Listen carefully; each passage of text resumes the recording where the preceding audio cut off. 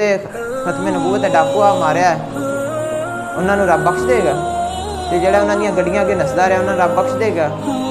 जिन्होंने गाजी मलिक मुमताज़ हुसैन कादरी ऐं दसे बगैर फांसी दे दी, टंग दिता, मरज़इयां नूं खुश किया, काफिरां नूं खुश किया, क्या उन्होंने रब बख्श देगा?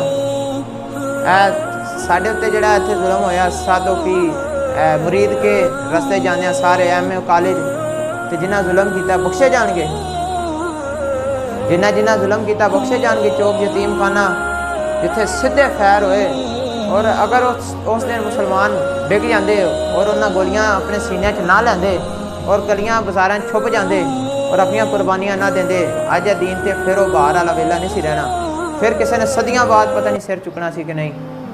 मैं पिछली बारी भी इत्थे अर्ज करके गया सी कि दो बंदे जिहड़े मीर जाफर ते मीर सादक उन्होंने किस तरह मुसलमानों को गुलामी के पलड़े पा के दफा हो गए मर गए।